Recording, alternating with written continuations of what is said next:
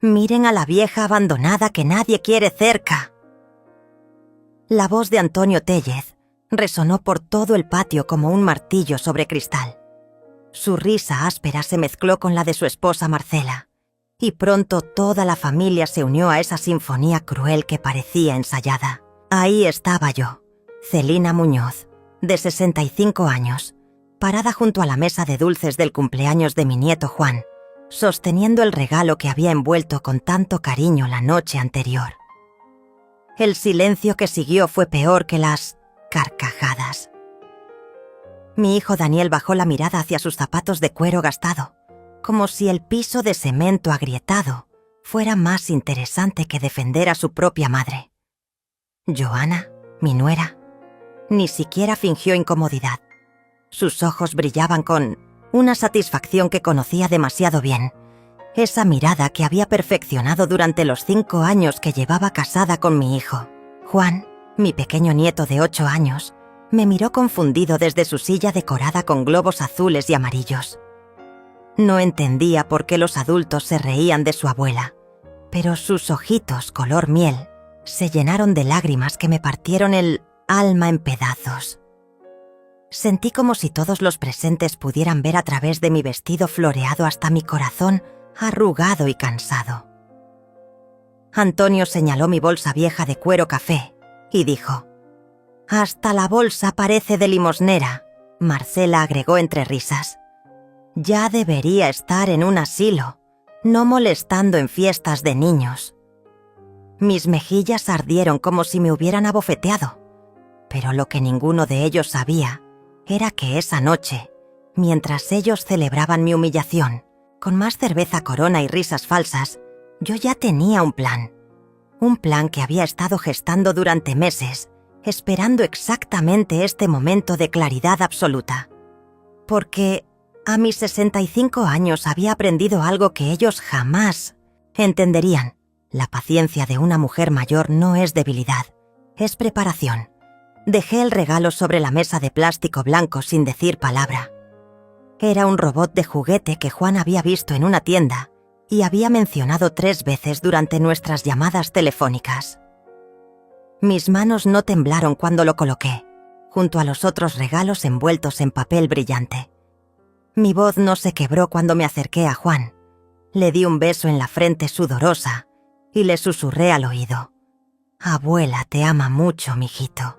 Nos vemos muy pronto». Salí de esa casa de 2 pisos con la espalda recta, aunque por dentro sentía como si hubiera caminado descalza sobre vidrios rotos durante kilómetros. Cada paso hacia Mitsuru blanco del 98 fue una eternidad medida en segundos de humillación. Podía escuchar sus voces aún burlándose a mis espaldas, comentando entre ellos lo patética que me veía, lo mejor que sería para todos si dejara de aparecer en reuniones familiares. Antonio gritó algo sobre que ya era hora de que alguien me dijera las verdades a la cara. Su esposa Marcela agregó con su voz chillona que una mujer de mi edad debería tener más dignidad que andar mendigando atención y cariño donde claramente sobraba. Daniel, mi propio hijo, ese hombre de 42 años que había criado sola después de que su padre muriera de un infarto, no dijo absolutamente nada para defenderme. Ni una sola palabra salió de sus labios. Se quedó ahí parado, con sus brazos cruzados y esa expresión de incomodidad que ponía cada vez que había conflictos. Esa fue la traición que más dolió, más que todos los insultos de los Téllez juntos. Porque una cosa es que los extraños te lastimen con palabras envenenadas, pero cuando tu propia sangre permite que te humillen frente a toda la familia, algo se rompe para siempre en tu interior. Algo que ya no se puede reparar con disculpas baratas o llamadas telefónicas fingiendo que nada pasó. Conduje hasta mi casa en silencio total, con las ventanas cerradas y el aire acondicionado apagado. Necesitaba sentir ese calor sofocante de mayo que me recordara que seguía viva, que mi corazón seguía latiendo a pesar de todo. Mi pequeña casa de 2 habitaciones me recibió con el mismo silencio de siempre. Las paredes amarillas que había pintado cuando mi esposo Roberto aún vivía. Las cortinas de flores que había cosido durante mis primeros años de viudez. Los muebles que habíamos comprado juntos, con tanto esfuerzo trabajando en la fábrica textil. Todo parecía susurrarme que estaba sola, que siempre había estado sola desde que Roberto se fue, que moriría sola en esta casa que se sentía cada día más grande y más vacía. Me senté en mi silla favorita, esa de mimbre que cruje un poco cuando me acomodo, y por primera vez en meses sonreí. No era una sonrisa triste ni amarga como las que había estado practicando frente al espejo. Era la sonrisa de alguien que finalmente ha decidido dejar de ser víctima. Porque lo que Antonio, Marcela, Joana y hasta mi propio Daniel no sabían era que durante los últimos 6 meses yo había estado muy ocupada. Había visitado al abogado Tadeo Faltés 3 veces. Había hecho copias de documentos importantes. Había grabado conversaciones reveladoras. Había abierto una cuenta bancaria nueva. Y sobre todo, había recordado quién era yo antes de convertirme en la suegra incómoda, la abuela tolerada, la viuda que estorbaba en las reuniones familiares. Esa noche marcó el final de una época y el comienzo de algo completamente diferente. 6 meses antes de esa humillación pública, mi vida era completamente diferente. Me despertaba cada mañana a las 5:30, como había hecho durante 40 años, cuando trabajaba como maestra de primaria en la escuela Benito Juárez. El olor a café de olla llenaba mi pequeña cocina mientras preparaba el desayuno que nadie más vendría a compartir conmigo. Roberto había muerto hacía 7 años de un infarto fulminante, y desde entonces las mañanas se habían vuelto rituales solitarios que ejecutaba con precisión mecánica. Mi rutina era simple pero reconfortante. Café negro, 2 tortillas calientes, un poco de frijoles refritos y las noticias de la televisión como única compañía. Después lavaba los platos en el fregadero que Roberto había instalado con sus propias manos. Secaba cada uno con el mismo trapo de cocina que usaba desde hacía 5 años. Y comenzaba las tareas domésticas que llenaban mis días vacíos. Durante las primeras semanas después del funeral de Roberto, Daniel venía a visitarme cada domingo. Traía a Juan, que entonces tenía apenas 3 años, y pasábamos tardes enteras jugando en el patio trasero, donde Roberto había plantado 2 naranjos que ahora daban fruta cada temporada. Daniel me ayudaba con las reparaciones menores de la casa. Revisaba que el gas funcionara bien, cambiaba los focos fundidos y conversábamos sobre su trabajo en la empresa de construcción donde manejaba una cuadrilla de albañiles. Esos domingos me daban algo por lo cual vivir toda la semana. Cocinaba desde el sábado preparando las comidas que sabía que le gustaban a mi hijo. Mole poblano, arroz rojo, pollo en salsa verde. Y siempre había flan de vainilla de postre porque era el favorito de Juan. La casa se llenaba de voces, risas, el sonido de la televisión con caricaturas, y por unas horas me sentía útil otra vez. Pero todo cambió cuando Daniel conoció a Joana Tellez en una fiesta de Año Nuevo. Al principio me alegré de que hubiera encontrado a alguien después de tantos años de soledad. Su primera esposa, la madre de Juan, había muerto en un accidente automovilístico cuando el niño tenía apenas 2 años. Y yo sabía lo difícil que había sido para Daniel criar a su hijo solo mientras trabajaba jornadas de 12 horas. Joana era 10 años menor que él. Trabajaba como recepcionista en una clínica dental y tenía esa belleza artificial que se consigue con maquillaje caro y ropa ajustada. Desde la primera vez que la trajo a casa, sentí algo extraño en su manera de mirarme. Sus ojos recorrían mi sala modesta, mi cocina pequeña, mis muebles viejos, como si estuviera calculando el valor de cada cosa.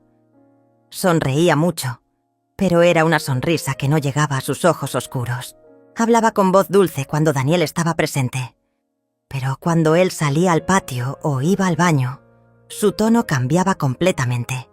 Me hacía preguntas sobre mi pensión de maestra jubilada, sobre si había ahorros del seguro de vida de Roberto, sobre si tenía las escrituras de la casa a mi nombre.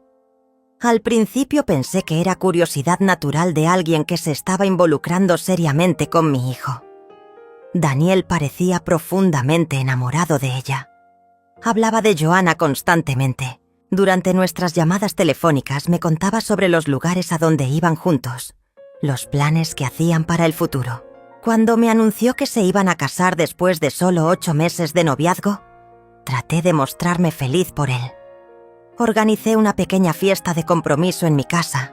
Invité a mis hermanas Inés y Lucia.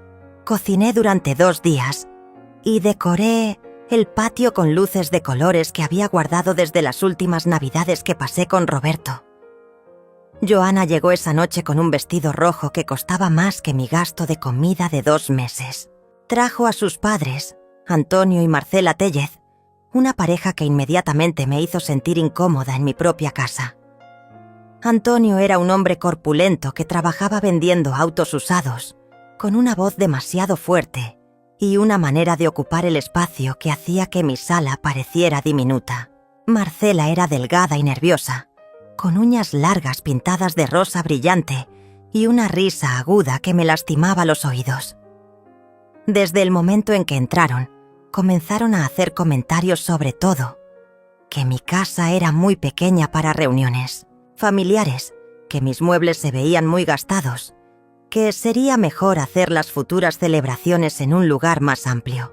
Antonio examinó mi refrigerador, abrió y cerró las puertas de mi cocina. Incluso se asomó a mi recámara como si estuviera evaluando una propiedad para comprar.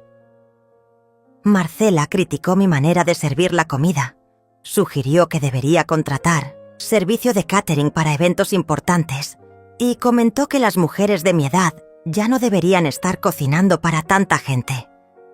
Esa noche, después de que todos se fueron, me quedé despierta hasta muy tarde limpiando platos y recogiendo los desperdicios de la fiesta. Juan se había quedado a dormir conmigo, como hacía a veces los fines de semana. Y mientras él dormía en el cuarto de huéspedes, que había sido su habitación desde bebé, yo me senté en la cocina repasando cada detalle de la velada. Había algo profundamente perturbador en la manera como los Tellez habían inspeccionado mi casa, en sus preguntas sobre mi situación económica, en sus sugerencias sobre cómo debería manejar mi vida. Pero lo que más me inquietaba era la transformación que había visto en Daniel durante la fiesta. Cada vez que yo hablaba, él me interrumpía o cambiaba el tema. Cuando conté algunas anécdotas sobre su infancia, él parecía avergonzado, como si mis historias fueran inadecuadas para los oídos refinados de su nueva familia política. La boda se celebró 3 meses después, en un salón de fiestas que los Tellez eligieron sin consultarme. Era un lugar ostentoso con espejos dorados, candelabros de cristal falso y mesas cubiertas con manteles que parecían demasiado elegantes para una celebración familiar. Yo había ofrecido hacer la comida, como era tradicional que hiciera la madre del novio, pero Joanna rechazó mi propuesta con una sonrisa condescendiente que ya conocía demasiado bien. «Ay, Celina, qué linda eres, pero esto requiere catering profesional. No queremos que te canses cocinando para 100 personas a tu edad». Su manera de decir «a tu edad» sonaba como si tuviera 90 años en lugar de 65. El día de la boda me levanté antes del amanecer para prepararme. Me puse mi vestido azul marino, el más elegante que tenía. Me peiné cuidadosamente y me maquillé con los cosméticos que había comprado especialmente para la ocasión. Llegué al salón 1 hora antes de la ceremonia para ayudar con los preparativos, pero Marcela me informó que ya tenían todo bajo control y que sería mejor si simplemente me sentara a esperar como el resto de los invitados. Durante la ceremonia me colocaron en la tercera fila, detrás de primos lejanos de Joanna que ni siquiera conocía. Antonio caminó con su hija hacia el altar, como si fuera él quien hubiera criado a Daniel desde bebé. En su discurso, habló sobre cómo su familia había acogido a mi hijo con los brazos abiertos, como si Daniel fuera un huérfano necesitado, en lugar del hombre trabajador y honesto que yo había educado sola durante 20 años. Cuando llegó mi turno de hablar, había preparado unas palabras sobre lo orgullosa que estaba de Daniel, sobre cómo Roberto estaría feliz de ver a su hijo formar una nueva familia, sobre mis bendiciones para la pareja. Pero cuando me acerqué al micrófono, Antonio se me adelantó y anunció que mejor pasaríamos directamente al brindis, porque la ceremonia ya había sido demasiado larga. Juan, vestido con un traje pequeño que le quedaba un poco grande, fue el único que me buscó. Durante toda la fiesta, se sentó a mi lado durante la cena y me preguntó por qué parecía triste. Le dije que estaba muy feliz por su papá, que a veces la felicidad también hace llorar a las personas grandes. Él me abrazó con sus bracitos delgados y me susurró que yo era su abuela favorita. Esas fueron las únicas palabras reconfortantes que escuché en toda la noche. Después de la luna de miel en Cancún, Daniel y Johanna se mudaron a una casa más grande, en una colonia mejor que la mía. Era una casa de 2 pisos con jardín al frente y cochera para 2 autos, financiada con un préstamo que parecía imposible de pagar con el salario de Daniel. Cuando pregunté cómo habían conseguido el enganche, Johanna me explicó que sus padres los habían ayudado y que Daniel había pedido un préstamo adicional usando mi casa como aval.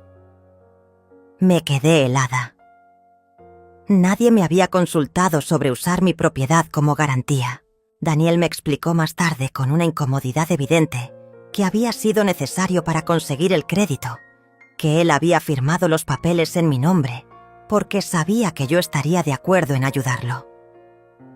Era un préstamo pequeño, me aseguró, que pagaría fácilmente en 2 años. Las visitas dominicales a mi casa terminaron abruptamente.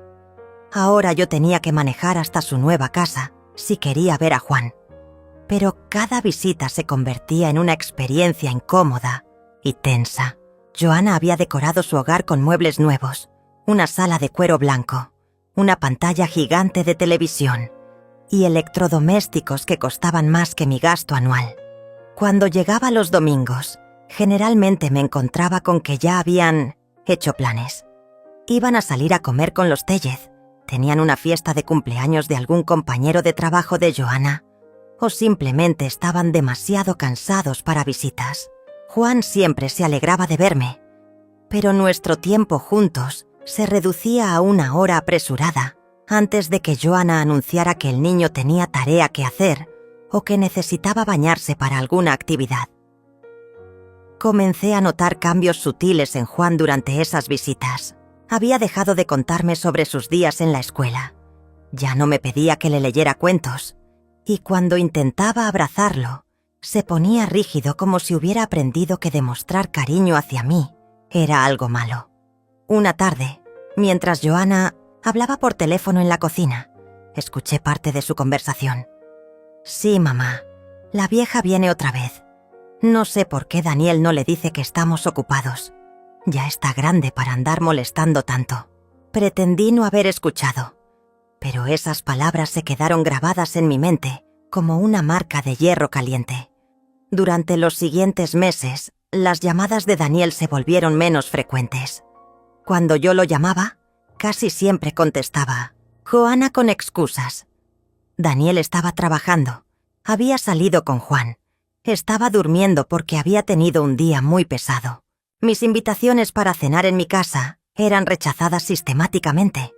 Las pocas veces que aceptaban venir, llegaban tarde, comían apresuradamente y se iban temprano con pretextos diversos. Johanna criticaba mi comida, sugería que debería comprar comida preparada en lugar de cocinar y hacía comentarios sobre lo inconveniente que era manejar hasta mi casa por las calles mal pavimentadas de mi colonia. Fue durante esos meses de creciente aislamiento que comencé a sospechar que algo más estaba pasando. Daniel parecía siempre estresado cuando hablábamos por teléfono. Mencionaba problemas de dinero. Hablaba de trabajos extra que tenía que hacer los fines de semana. Cuando le pregunté directamente si necesitaba ayuda económica, me aseguró que todo estaba bien, que solo estaban ajustándose a los gastos de la casa nueva. Pero una tarde de jueves, mientras hacía compras en el Fuente Mercado, me encontré con Santiago Rivas, un vecino que trabajaba en el banco donde Daniel había pedido el préstamo. Santiago me saludó con incomodidad evidente y después de algunos minutos de conversación trivial, me preguntó si yo estaba al tanto de que habían aumentado el monto del préstamo contra mi casa. Según él, Daniel había regresado al banco 6 meses después del préstamo original para solicitar dinero adicional, siempre usando mi propiedad como garantía. Esa noche no pude dormir. Las palabras de Santiago Rivas resonaban en mi cabeza como campanas de alarma que no podía silenciar. Me levanté 3 veces para revisar los documentos que guardaba en una caja de zapatos bajo mi cama, buscando algún papel que explicara lo que estaba pasando con mi casa. Encontré las escrituras originales, el testamento de Roberto, mis estados de cuenta bancarios, pero nada que mencionara préstamos adicionales o garantías que yo hubiera autorizado. A las 5 de la mañana, después de una noche de insomnio total, tomé una decisión que cambiaría todo. Me vestí con mi mejor ropa, desayuné rápidamente y manejé directamente al banco donde Santiago trabajaba. Pedí hablar con el gerente de créditos, un hombre joven llamado Tadeo Faltez, que me recibió con esa cortesía profesional que usan los banqueros cuando saben que van a dar malas noticias. Lo que descubrí esa mañana fue peor de lo que había imaginado en mis peores pesadillas. Daniel no había pedido 1 sino 3 préstamos diferentes, usando mi casa como aval. El primero había sido para el enganche de su nueva casa, como él me había confesado. El segundo, 6 meses después, había sido para comprar el auto nuevo de Joana, un Jetta rojo que había visto estacionado en su entrada durante mis últimas visitas. El tercero, apenas 2 meses atrás, había sido para pagar las deudas de tarjetas de crédito que habían acumulado comprando muebles, electrodomésticos y financiando unas vacaciones familiares a Puerto Vallarta, de las que yo nunca me enteré. En total, debían al banco una cantidad que representaba casi el valor completo de mi casa.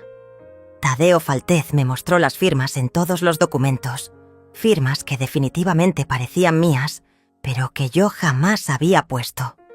Me explicó con voz suave que si Daniel dejaba de pagar cualquiera de esos préstamos, el banco podía ejecutar la garantía y quitarme mi casa para saldar las deudas. Salí del banco sintiéndome como si hubiera envejecido 10 años en una hora. Mis piernas temblaban mientras caminaba hacia mi auto, y tuve que sentarme en una banca del parque cercano para recuperar la compostura. Por primera vez desde la muerte de Roberto, lloré en público sin importarme quién me viera. Lloré por la traición de mi propio hijo, por los años de sacrificios que había hecho para criarlo, por la ingenuidad de haber confiado en él sin cuestionamientos. Pero después de media hora de lágrimas, algo más fuerte que la tristeza comenzó a crecer en mi pecho. Era una sensación que no había experimentado en décadas. La furia pura de alguien que ha sido utilizada y engañada por las personas que más ama. Esa tarde llamé a Daniel al trabajo. Le dije que necesitaba hablar con él urgentemente, que viniera solo a mi casa después del trabajo. Su voz sonó nerviosa cuando aceptó, como si hubiera estado esperando esta conversación durante meses. Llegó a las 7 de la noche, vestido todavía con su ropa de construcción, con las manos sucias de cemento y los ojos que evitaban mirarme directamente.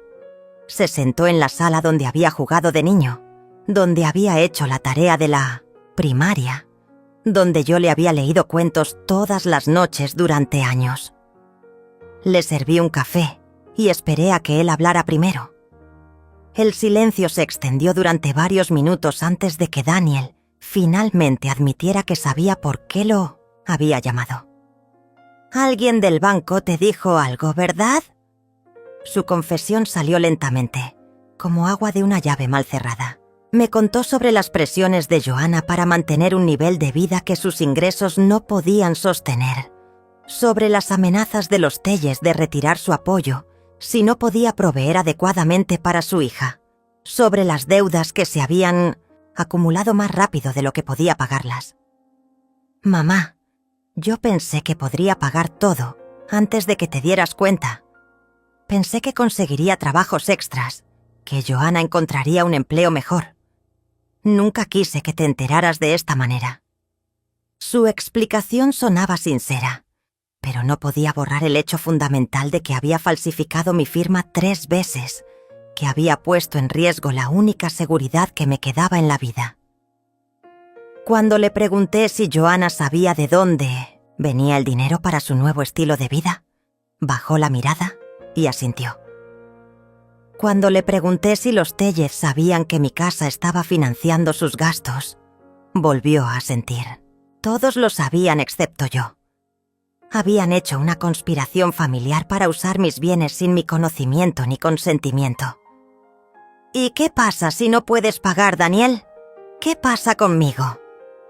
Mi voz sonó más fría de lo que había pretendido. Él comenzó a llorar, algo que no había visto desde que era un niño pequeño. Me habló de sus planes para conseguir un trabajo de medio tiempo los fines de semana, de cómo Joanna estaba buscando empleo en una clínica que pagara mejor, de cómo iban a vender el auto nuevo para reducir las deudas. Pero cuando le pregunté cuánto tiempo necesitaría para pagar todo, su respuesta me heló la sangre. Tal vez 5 años, mamá. Tal vez 6, si todo sale bien. 5 años durante los cuales yo viviría con la amenaza constante de perder mi casa. 5 años esperando que un hijo que ya había demostrado ser irresponsable con el dinero pudiera mantener al día 3 préstamos diferentes. Esa noche, después de que Daniel se fue con promesas de arreglar todo, me senté en mi cocina hasta muy tarde, haciendo cálculos en una libreta vieja. Revisé mis ahorros, mi pensión mensual, los gastos fijos de mi casa. Por primera vez en mi vida, comencé a hacer planes para protegerme de mi propia familia. Llamé a mi hermana Lucia, la única persona en quien podía confiar completamente. Le conté toda la historia sin omitir detalles, incluyendo las humillaciones constantes de los Tellez y la manera como Daniel había cambiado desde su matrimonio. Lucía se indignó tanto que quería venir inmediatamente a enfrentar a Daniel, pero yo la convencí de que necesitaba tiempo para pensar, para planear, para decidir qué hacer con esta información que había cambiado para siempre mi perspectiva sobre mi familia. Los siguientes días fueron los más difíciles de mi vida desde la muerte de Roberto. Me despertaba cada mañana con una sensación de náusea que no tenía nada que ver con enfermedad física y todo que ver con el conocimiento terrible de que las personas más cercanas a mí me habían traicionado de la manera más cruel posible. Durante el desayuno, mientras tomaba mi café de olla y mordisqueaba una tortilla sin ganas, repasaba mentalmente cada conversación reciente con Daniel, cada visita a su casa, cada interacción con Joanna y los Tellez. Ahora todo tenía sentido. Las sonrisas falsas, las preguntas sobre mi situación económica, la manera como me habían ido apartando gradualmente de las decisiones familiares. Yo no era una abuela querida cuya opinión importaba. Era simplemente una fuente de recursos que habían decidido explotar sin mi conocimiento. El martes por la mañana tomé otra decisión que habría sido impensable una semana antes. Me arreglé cuidadosamente, me puse mi vestido gris más serio y fui a buscar a un abogado. Había encontrado el nombre de Tadeo Faltez en las páginas amarillas, un licenciado especializado en Derecho Familiar y Patrimonial que tenía su oficina a 10 cuadras de mi casa. Su secretaria, una mujer mayor que me recibió con amabilidad genuina, me dio una cita para esa misma tarde. El licenciado Faltez era un hombre de unos 50 años, con canas prematuras y una manera de hablar que me transmitía confianza. Cuando le expliqué mi situación, me escuchó sin interrumpir, tomando notas en una libreta legal. Al final de mi relato se reclinó en su silla y me dijo algo que nunca olvidaré. «Señora Celina, lo que le han hecho se llama fraude y es un delito grave, pero también tiene opciones para protegerse». Durante las siguientes 2 horas, el licenciado Faltez me explicó mis derechos legales. Podía denunciar a Daniel por falsificación de documentos. Podía exigir que el banco anulara los préstamos porque las firmas eran fraudulentas. Podía iniciar acciones legales para proteger mi patrimonio, pero también me advirtió sobre las consecuencias. Un proceso legal contra mi propio hijo destruiría definitivamente nuestra relación. Podría resultar en que Daniel fuera arrestado y definitivamente saldría a la luz pública de una manera que afectaría a toda la familia, incluyendo a Juan. Hay otra opción, me dijo finalmente. Podemos documentar todo lo que ha pasado, preparar las evidencias y usar esa información como protección. Si su hijo cumple con pagar las deudas, no pasa nada. Pero si incumple, usted tendrá todas las herramientas legales para defenderse. Esa opción me pareció más sensata. No quería destruir a Daniel, pero tampoco podía permitir que siguieran abusando de mi confianza. Contraté al licenciado Faltez esa misma tarde, pagando sus honorarios, con dinero de mis ahorros que había guardado durante años para emergencias. Nunca imaginé que la emergencia sería protegerme de mi propia familia. Durante las siguientes semanas, el abogado y yo trabajamos como detectives.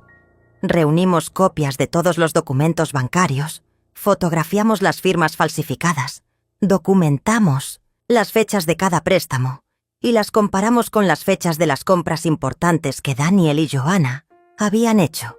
También comencé a grabar nuestras conversaciones telefónicas, algo que me hacía sentir como una espía en mi propia vida, pero que el licenciado me aseguró que sería crucial si necesitábamos evidencias más adelante. Mientras tanto, fingía que todo era normal. Seguía llamando a Daniel una vez por semana, seguía preguntando por Juan, seguía actuando como la madre y abuela comprensiva que siempre había sido. Pero internamente, algo fundamental había cambiado. Ya no veía a mi hijo como el hombre trabajador y honesto que había criado, sino como alguien capaz de mentir y robar para mantener contenta a una mujer que claramente lo controlaba. Una tarde, de viernes, mientras organizaba mis documentos en la mesa de la cocina, Daniel apareció sin avisar. Llegó con Juan, que corrió a abrazarme con su entusiasmo habitual. Durante unos minutos, mientras Juan me contaba sobre su escuela y me mostraba un dibujo que había hecho, pude fingir que todo era como antes. Pero cuando Daniel me pidió hablar a solas, supe que algo había cambiado también en su situación. Me contó que había perdido uno de los trabajos de fin de semana en los que había estado confiando para pagar las deudas extra.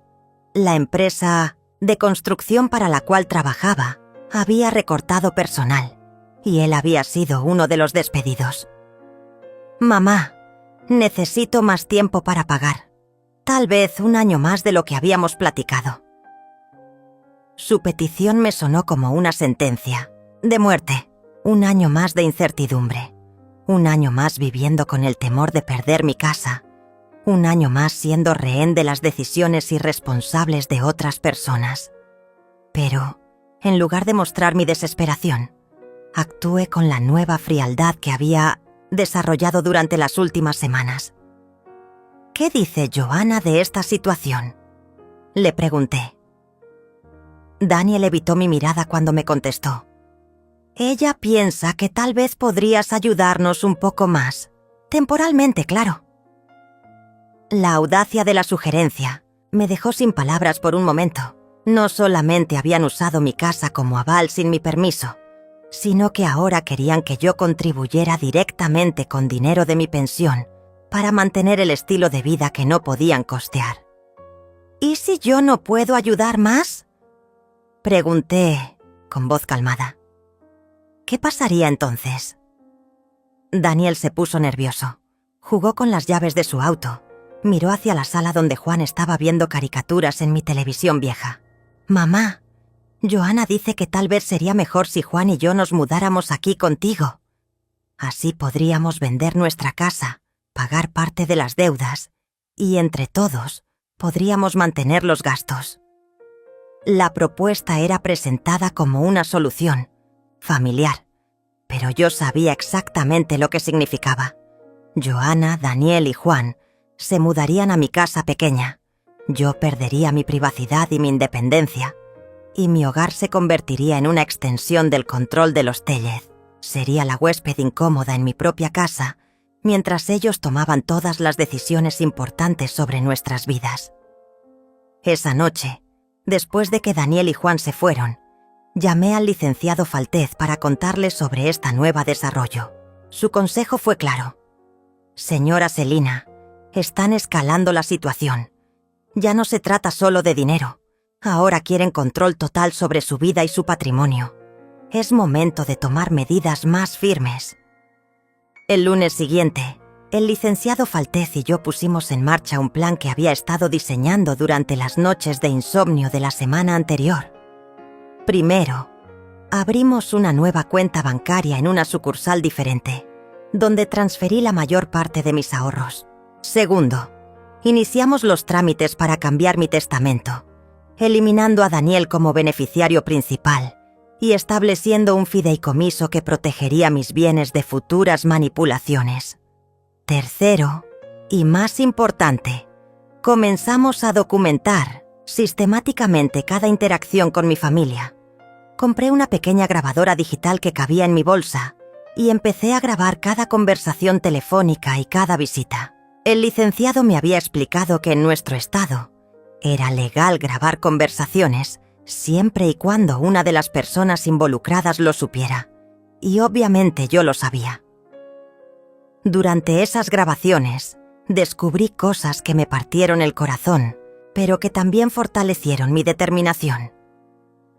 En una llamada telefónica que hice a Daniel un miércoles por la noche, él me confesó que Joanna estaba presionándolo para que me pidiera que firmara un poder notarial que les daría control sobre mis finanzas para simplificar los trámites bancarios. En otra ocasión, cuando fui a visitarlos un domingo, dejé la grabadora funcionando en mi bolsa mientras fingía ir al baño.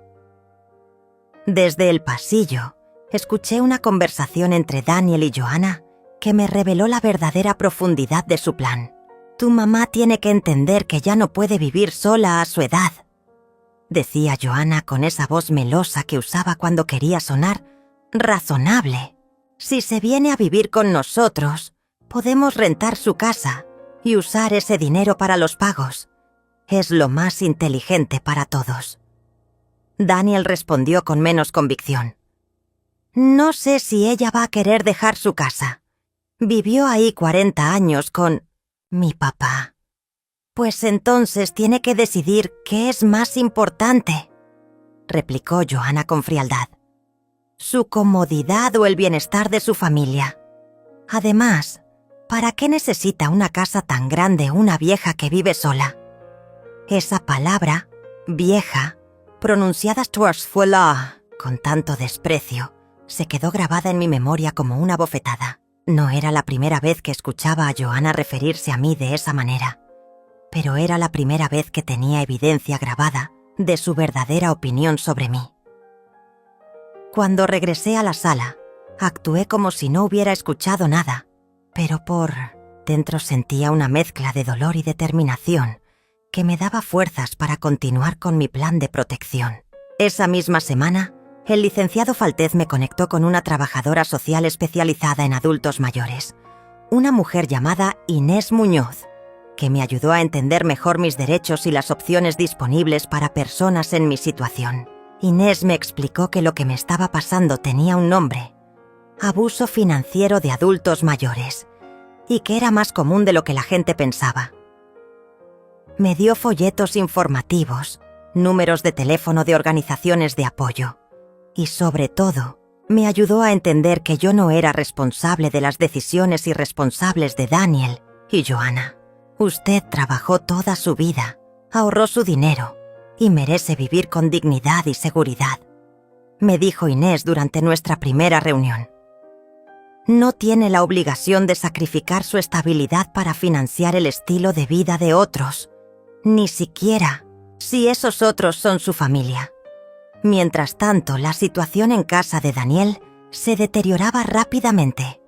Las llamadas telefónicas se volvieron más frecuentes y más desesperadas. Me contaba sobre nuevas deudas que habían aparecido, sobre tarjetas de crédito que habían sido canceladas, sobre amenazas de embargo que había recibido de diferentes acreedores.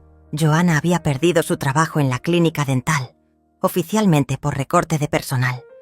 Pero Daniel me confesó en privado que había sido despedida por llegar tarde constantemente y por usar el teléfono de la oficina para llamadas personales. En lugar de buscar otro trabajo inmediatamente, Joanna había decidido que era momento de hacer una pausa y concentrarse en encontrar algo mejor. Mientras tanto, los gastos de la casa continuaban como si nada hubiera cambiado. Una tarde de jueves, recibí una llamada inesperada de la escuela de Juan. La directora me informó que el niño no había llegado a clases durante 3 días consecutivos, y cuando intentaron contactar a Daniel y Joanna, sus teléfonos estaban desconectados por falta de pago. Como yo estaba registrada como contacto de emergencia, me pedían que fuera a recoger a Juan y que averiguara qué estaba pasando con sus padres. Manejé inmediatamente a la escuela, donde encontré a Juan esperando en la oficina de la directora con una expresión de confusión y tristeza que me rompió el corazón. Estaba vestido con la misma ropa que había usado 3 días antes. Tenía hambre, y cuando me vio, corrió a abrazarme con desesperación. Durante el camino a mi casa, Juan me contó fragmentos de lo que había estado pasando. Sus padres habían estado peleando constantemente, gritándose sobre dinero y culpándose mutuamente por su situación. Joanna había empacado varias maletas y se había ido a casa de sus padres, llevándose las joyas y algunos electrodomésticos. Daniel había comenzado a beber más de lo normal y pasaba la mayor parte del tiempo hablando por teléfono con acreedores, prometiendo pagos que no podía hacer. «Abuela», me dijo Juan mientras comía los sándwiches que le había preparado, «papá dice que tal vez tengamos que irnos a vivir contigo porque ya no tenemos dinero para nuestra casa». La inocencia con la que me dijo esto, como si fuera una aventura emocionante en lugar de una crisis familiar, me hizo entender que Juan no tenía idea de la gravedad de la situación, ni de cómo sus padres habían estado usando mi patrimonio para financiar sus problemas. Esa noche Juan durmió en su antigua habitación en mi casa, mientras yo me quedé despierta hasta muy tarde, tomando decisiones que cambiarían todo para siempre. Llamé al licenciado Faltez a su teléfono de emergencia y le expliqué la nueva situación. Su consejo fue directo.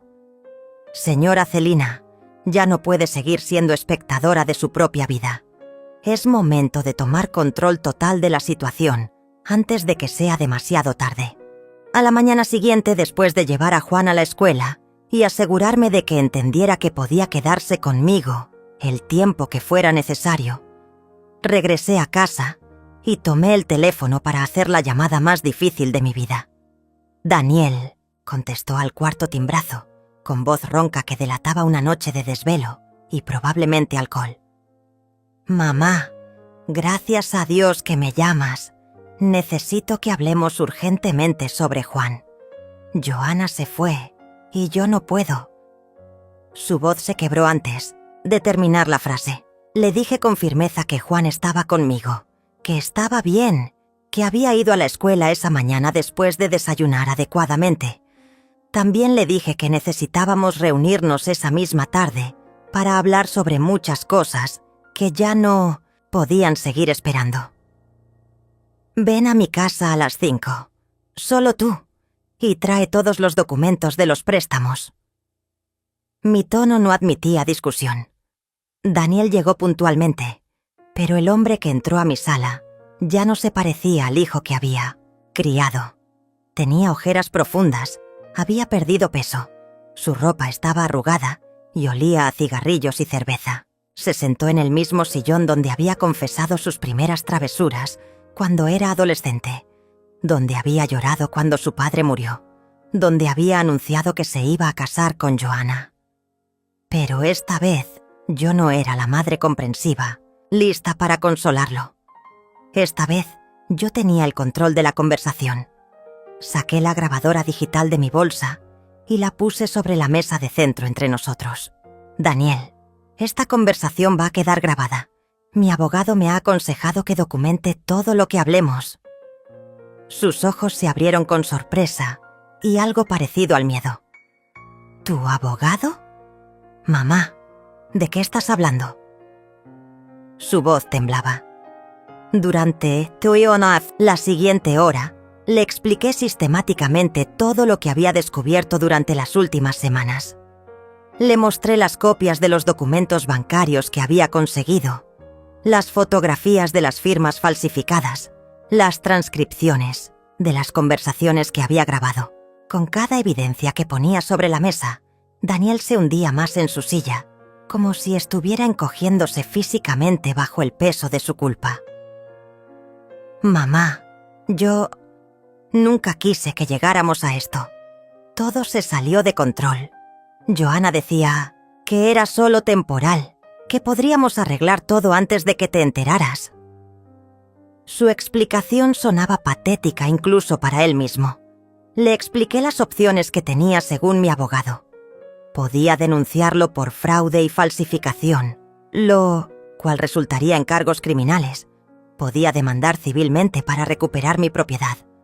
O podíamos llegar a un acuerdo extrajudicial que protegiera mis intereses sin destruir completamente nuestras vidas.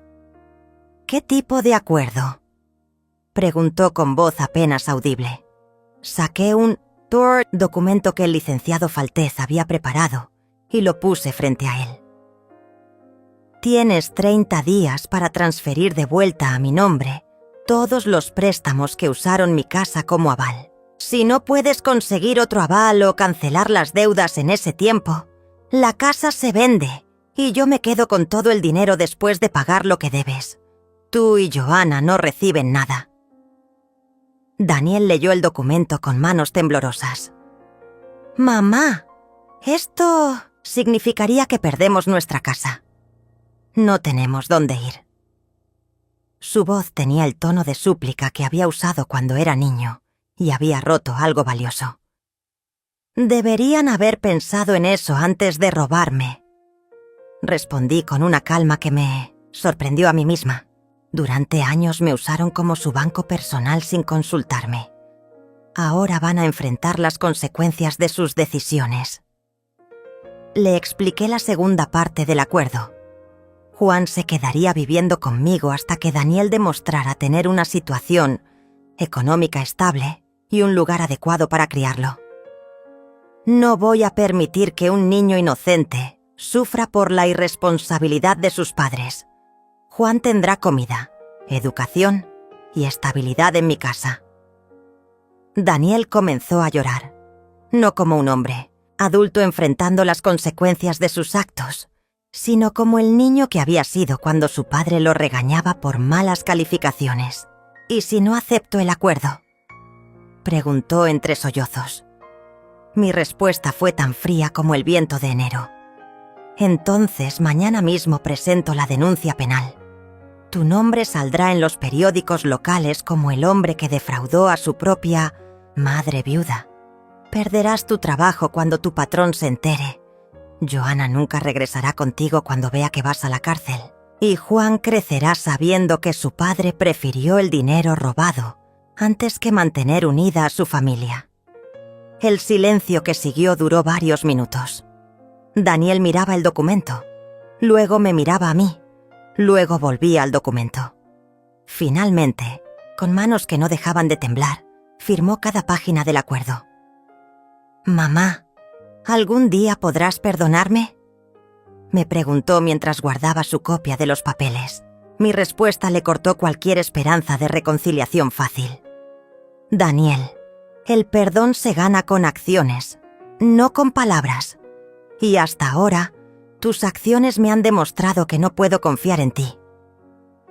Después de que se fue, me senté en mi cocina con una taza de café que se enfrió sin que la probara.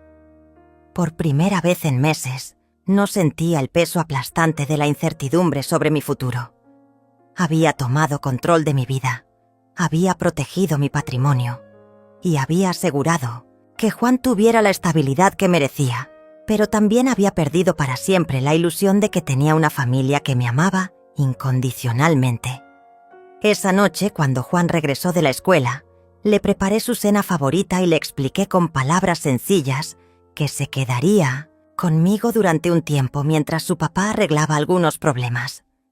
El niño me abrazó y me dijo que se alegraba de poder quedarse en la casa donde siempre se había sentido más querido. En ese momento entendí que algunas pérdidas son, en realidad, liberaciones disfrazadas. Los siguientes 2 meses fueron los más extraños de mi vida. Mi casa se llenó de sonidos que había olvidado. El despertador sonando temprano para alistar a Juan para la escuela, los programas de televisión infantiles durante las tardes, las conversaciones durante la cena sobre tareas y compañeros de clase. Juan se adaptó a vivir conmigo con una facilidad que me rompía y sanaba el corazón al mismo tiempo. Cada mañana desayunábamos juntos antes de que yo lo llevara a la escuela, y cada tarde lo ayudaba con sus tareas mientras él me contaba sobre su día. Era como recuperar una parte de la maternidad que había perdido cuando Daniel se hizo adulto, pero también era un recordatorio constante de que había llegado a esta situación a través de la traición y el engaño. Durante esas semanas, Daniel cumplió parcialmente con el acuerdo. Logró transferir 2 de los 3 préstamos a otros avales, utilizando la casa que compartía con Joanna y pidiendo ayuda económica a los Tellez. Pero el tercer préstamo, el Minontienster, más grande, seguía atado a mi propiedad porque ningún banco aceptaba su solicitud sin garantías adicionales. Sus llamadas telefónicas se volvieron más frecuentes y desesperadas. Me suplicaba que le diera más tiempo, que fuera paciente, mientras encontraba una solución definitiva. Pero yo había aprendido que la paciencia sin límites es complicidad con el abuso, y ya no estaba dispuesta a ser cómplice de mi propia victimización. Joanna regresó con Daniel después de 6 semanas en casa de sus padres, pero su relación se había transformado en algo tóxico que incluso Juan podía percibir. Cuando Daniel venía a visitarlo los fines de semana, el niño me contaba sobre las peleas constantes entre sus padres, sobre cómo Joanna culpaba a Daniel por arruinar su vida y sobre cómo su padre había comenzado a beber con más frecuencia. Una tarde de sábado, mientras Juan jugaba en el patio trasero, Daniel se quedó para hablar conmigo después de su visita. Se veía derrotado, con la ropa descuidada y una barba de varios días que le daba aspecto de homeless. «Mamá, Joanna quiere que hablemos contigo sobre una propuesta».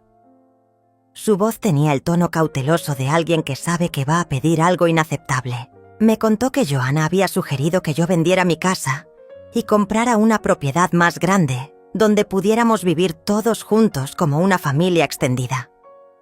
Según su plan, el dinero de la venta de mi casa pagaría las deudas restantes, y después podríamos hacer pagos mensuales más pequeños entre todos. «Es una solución para toda la familia», dijo Daniel, repitiendo claramente palabras que Joanna había ensayado con él. La audacia de la propuesta me dejó sin habla durante unos segundos. Después de todo lo que había pasado, después de haber sido defraudada y humillada, ahora querían que yo financiara una nueva casa para que ellos pudieran vivir cómodamente sin consecuencias por sus acciones. «¿Y qué pasaría con mi independencia?», pregunté con voz fría. «¿Con mi privacidad? ¿Con mi derecho a vivir mi propia vida?». Daniel balbuceó algo sobre cómo seríamos una familia más unida, sobre cómo podríamos ayudarnos mutuamente, sobre cómo Juan se beneficiaría de tener a todos sus seres queridos bajo el mismo techo. Pero yo sabía exactamente lo que significaría. Me convertiría en la empleada doméstica y niñera no pagada de mi propia familia, mientras Joanna y los Tellez tomaban todas las decisiones importantes sobre nuestras vidas. Mi respuesta fue definitiva. «Daniel, no voy a financiar una nueva manera de que ustedes me controlen. Ya les di 30 días para resolver el último préstamo. Han pasado 50 días. Nuestro acuerdo especificaba claramente las consecuencias». Al día siguiente llamé al licenciado Faltez para activar la siguiente fase de nuestro plan. Era momento de vender mi casa para pagar las deudas y buscar un lugar nuevo donde Juan y yo pudiéramos empezar una vida completamente diferente. El proceso de venta fue más rápido de lo que había esperado. Una pareja joven con 2 niños pequeños se enamoró inmediatamente de mi casa, especialmente del patio trasero, donde Roberto había plantado sus naranjos y donde yo había criado pollos durante los primeros años de nuestro matrimonio. Me ofrecieron un precio justo que cubriría todas las deudas y me dejaría con suficiente dinero para el enganche de una nueva propiedad. Mientras esperábamos la finalización de la venta, comencé a buscar casas en colonias donde nadie de mi familia me conociera.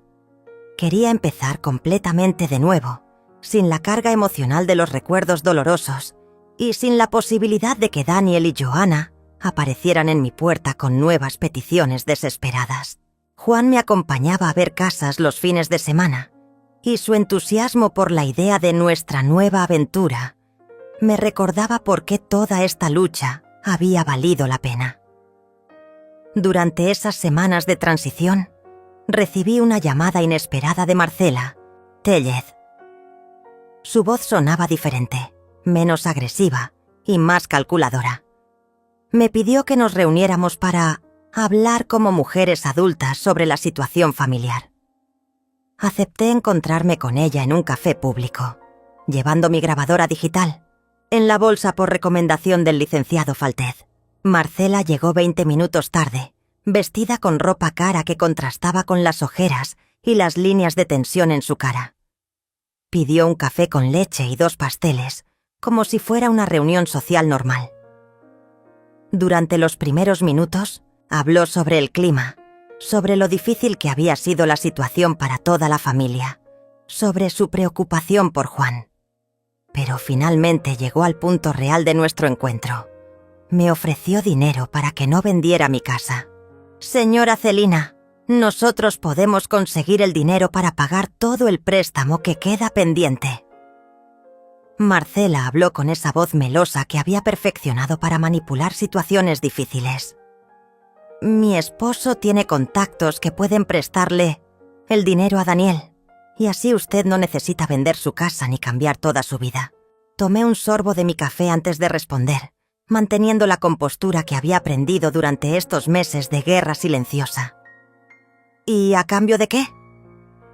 Marcela sonrió como si hubiera estado esperando exactamente esa pregunta. «Bueno, mi hija necesita estabilidad después de todo lo que ha pasado, y Juan necesita a su familia completa. Sería mejor para todos si Daniel y Johanna se mudaran a su casa con usted. Temporalmente, claro». Ahí estaba otra vez la misma propuesta disfrazada con palabras diferentes. Querían que yo mantuviera mi casa para que ellos pudieran apoderarse de ella sin tener que comprarla.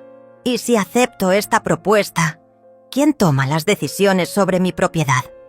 ¿Quién decide cómo se usan los espacios? ¿Quién puede visitarme?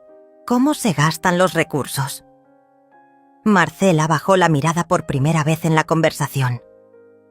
«Pues tendríamos que organizarnos como familia, compartir responsabilidades».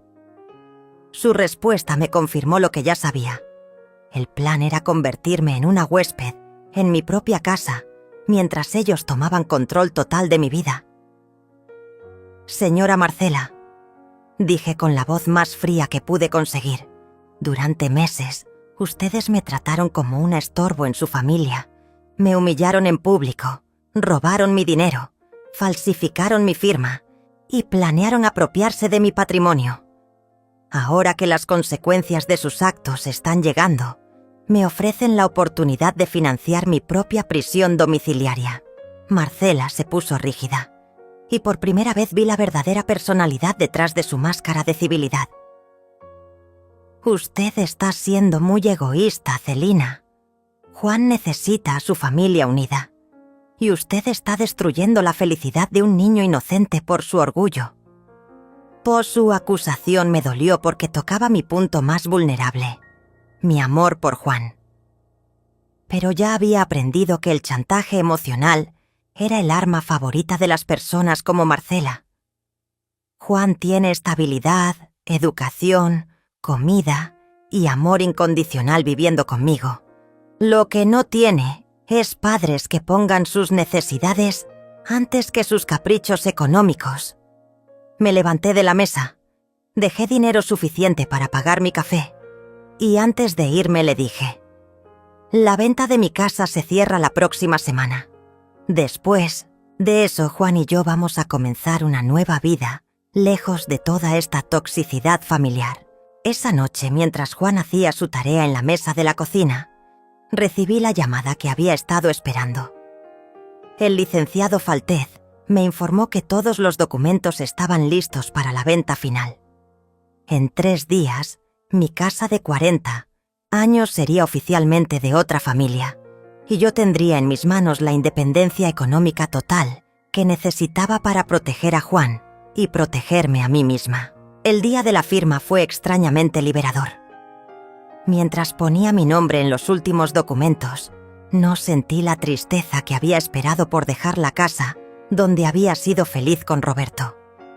En lugar de eso, sentí la satisfacción profunda de alguien que ha tomado control total de su destino. El dinero de la venta se depositó en mi nueva cuenta bancaria. Las deudas quedaron oficialmente canceladas y mi nombre fue removido de todos los documentos de préstamo que Daniel había firmado fraudulentamente. Una semana después, Juan y yo nos mudamos a una casa pequeña pero luminosa en una colonia tranquila a 30 kilómetros de donde había vivido toda mi vida. Era una construcción moderna de 2 recámaras con un jardín perfecto para que Juan jugara y un estudio donde instalé mi máquina de coser para comenzar el pequeño negocio de alteraciones que había estado planeando. La primera noche en nuestra nueva casa, mientras Juan dormía en su nueva habitación que había decorado con sus colores favoritos, me senté en el porche trasero con una taza de té y reflexioné sobre todo lo que había pasado. Había perdido las ilusiones sobre mi familia, pero había ganado algo más valioso: el respeto por mí misma y la certeza de que podía proteger lo que más me importaba. Mi teléfono sonó una vez esa noche. Era Daniel, probablemente habiendo conseguido mi nuevo número a través de la escuela de Juan. Su voz sonaba desesperada. «Mamá, ¿dónde están? Tenemos que hablar. Todo se puede arreglar». Contesté con voz firme pero sin odio. «Daniel, Juan está bien, está seguro y está feliz. Cuando hayas aprendido a valorar a las personas más que al dinero, cuando hayas demostrado que puedes ser un padre responsable, podremos hablar sobre visitas supervisadas». Colgué el teléfono y lo apagué. 6 meses después, Juan y yo habíamos construido una rutina perfecta. Él iba a una nueva escuela donde era un estudiante destacado. Tenía amigos nuevos en la colonia y cada noche me ayudaba a preparar la cena mientras me contaba sobre su día. Yo había comenzado mi negocio de alteraciones y ya tenía clientas regulares que apreciaban mi trabajo detallado y puntual. Los fines de semana visitábamos museos, íbamos al parque o simplemente nos quedábamos en casa leyendo y viendo películas. Por primera vez en años, me dormía cada noche sin preocupaciones sobre dinero, sin temor de que alguien fuera a aprovecharse de mí, sin la sensación constante de que estaba siendo juzgada o menospreciada. Una tarde, mientras Juan jugaba en el jardín y yo cosía en el porche, recibí una visita inesperada. Mi hermana Lucia llegó con una sonrisa enorme y una canasta de tamales. «Vine a conocer tu nueva vida», me dijo. Durante esas horas de conversación, Lucia me contó que Daniel había perdido su casa después de no poder pagar las deudas restantes, que Joana lo había abandonado definitivamente para regresar con sus padres y que él estaba viviendo en un cuarto rentado cerca de su trabajo. «¿Sientes lástima por él?», me preguntó Lucia. Pensé la respuesta cuidadosamente antes de hablar. Siento tristeza por las decisiones que tomó, pero no me arrepiento de haberme protegido. Por primera vez en décadas, soy libre.